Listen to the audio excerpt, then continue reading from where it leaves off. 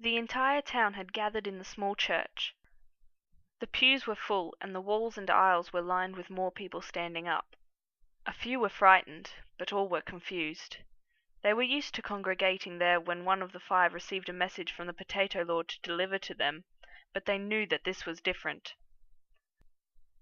"Don't you think that we should have thought about this some more before bringing it to anyone else?" Red proposed. "No," Dan argued. "It's all bull. A load of crap, that's that." While Jeremy wouldn't have worded it like that with small children in the vicinity, he agreed. The book that Dan had found was full of words against the Potato Lord. On the surface it appeared to be a warning of their lord's true nature, but it took very little thought to realize that it was only written to build up the author, someone who called herself the Carrot Goddess. She claimed that the Potato Lord was only using them and that they should build a church to her instead. It went on, praising her ability and righteousness. As soon as Dan had first shown the book to Jeremy last night, carrots began appearing everywhere and occasionally falling from the sky. Had this been the first occurrence of mysterious vegetables, the townspeople would simply be glad to have something to eat. However, after a few months of being cared for by the Potato Lord, they were cautious and apprehensive to consume the carrots. "It's simple," Dan continued. "The Potato Lord is good. We have seen that. The Carrot Goddess is against the Potato Lord. Therefore, she is evil. She's just a self-serving witch trying to lead us astray." He didn't know it, but Dan had doomed himself with those sharp words. "Either way," Jeremy muttered, "they're all expecting us to know what to do. What are we going to say?" At that moment it all became clear. It was as if their eyes had been opened to the Potato Lord for the first time. They could hear his wishes so plainly that it was impossible to ignore. They all exchanged looks of bewilderment to confirm that they had all heard it and were thinking the same thing. With the help of many townspeople, a furnace was built in the rear of the church, and they all cast every last carrot into the dancing flames. Dan was especially enthusiastic, appearing to hate the orange vegetables on a cellular level. "Are you all right?" Isaiah later checked with him after all the church's visitors had left. "What the hell are you talking about?" Dan questioned. He flicked Isaiah's forehead. "What about you? You aren't scared by all of this, are you?" "Dan, don't bully him," Jeremy sneered, coming up out of nowhere and leaning on his brother's shoulder. "There's no sense in being scared, right? All we need is what the Potato Lord provides." "Right," Isaiah concurred so seriously that Jeremy couldn't help ruffling his hair. "Who needs these stinking carrots?" Dan spat, tossing more fuel onto the raging fire to watch it flare angrily and devour all it was fed. Jeremy couldn't help feeling unsettled at the sight of him so worked up over this. "I'm going for a drink." "It's getting pretty late," Jeremy pointed out. "Maybe you should just go home." "You're still too young to be telling me what I should do," Dan grumbled. "I said I'm going for a drink, so I'm going for a drink." At that moment Garden and Red came into the back. "Oh, you're going for a drink?" Garden confirmed. "We were just having the same idea. We'll join you. Jeremy?" "I'm heading back to the house," Jeremy explained. "I've got an early start in the morning." "Suit yourself." They locked the church and separated. "Are you going into the city tomorrow?" Isaiah inquired of his brother. "Yeah, I managed to get a job doing some handiwork around someone's house." "Could you buy some sponges while you're there?" Jeremy frowned in confusion. "We have a perfectly good sponge." "But I need more." "We may have food now, but that doesn't mean we have money. Just use what we have." Isaiah slumped his shoulders in disappointment. "What do you need sponges for, anyway?" "To soak up the mess you leave when you miss the toilet bowl," Isaiah lied through a joke. Jeremy put him in a playful headlock and drilled his fist into his head as they both laughed. Meanwhile, the others were at the tavern. "It just pisses me off," Dan slurred for the umpteenth time as the night went on. "He gave us what we needed when we needed it. Does she think I'll turn on him that easily? She can't just swoop in like this and expect me to follow her just because she calls herself a goddess." "Somehow I doubt that it's a direct challenge to you," Garden chuckled. "You're taking it too personally. Anyone could have been the first to hear from her." He was right. If Dan hadn't gone out to the church during the storm, it probably would have been Jeremy who found the book. However, he had gone to the church, and he had been the one to pick it up. He couldn't help wondering if it was for that reason that he was hearing a feminine voice in the back of his mind. Ever since he had shown that book to Jeremy, since he first said, "Hey, check out this crap," he had heard the voice of the Carrot Goddess.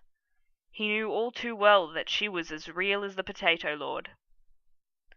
"You have a strong resolve," she would whisper to him. "All you need is strength. I can give you that strength. Deny the Potato Lord," she would say at another time, "and pledge yourself to me. I can protect you and bless you with riches beyond your dreams. All you have to do is put away your potatoes and feed on my carrots." It hadn't stopped all day. No matter how hard he tried to block her out, she was still there. She was incredibly stubborn and didn't seem to have any intention of giving in until she had pulled Dan from the path he was walking with the others. "Jeremy doesn't seem all that bothered by it," Red noted. "Maybe you should just calm down. It's probably nothing." Dan lazily flopped his hand over Red's face. Red didn't move or even seem bothered by it. "Shut up," Dan commanded in such a way that he most likely thought was threatening. "I think you've had enough to drink," Red droned dully. "One of us had better walk him home," Garden sighed.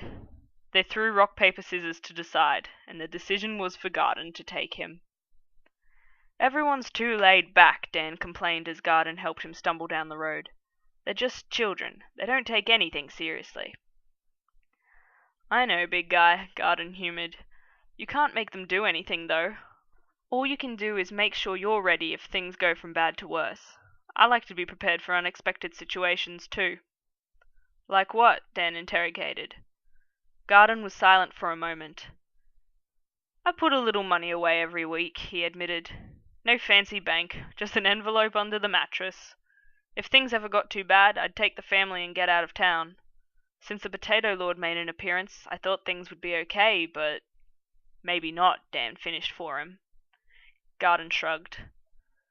"What if it's something we can't run away from?" Garden smirked.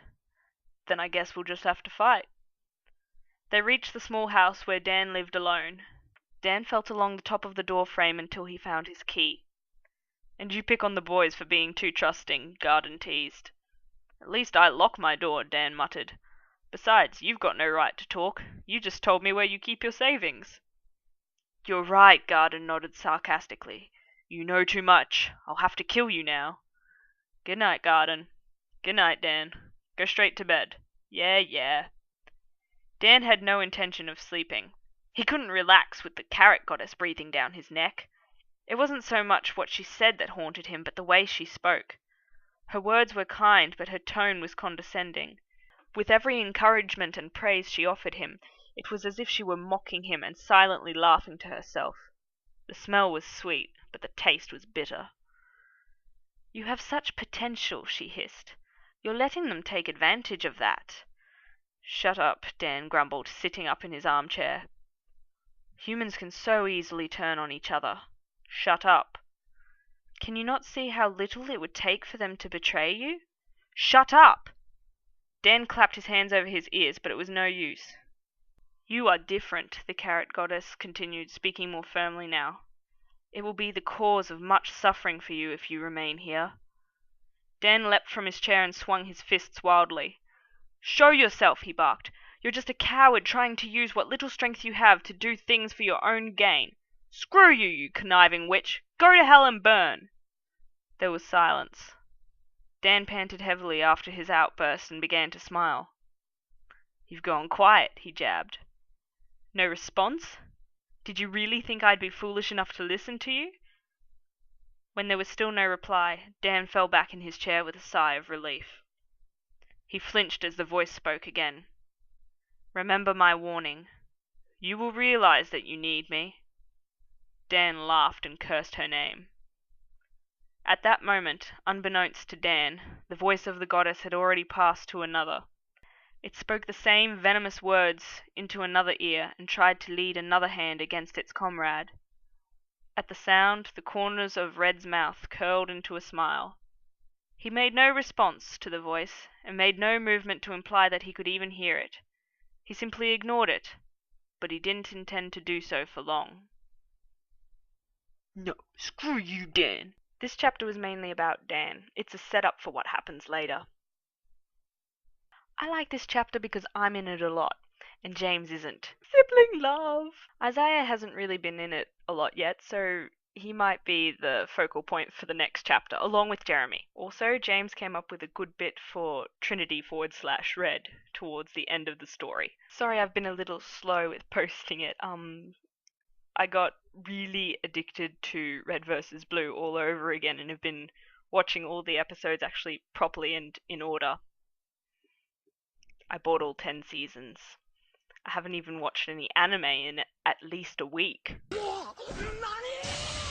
Stay tuned, losers. Chapter 3 is coming up next.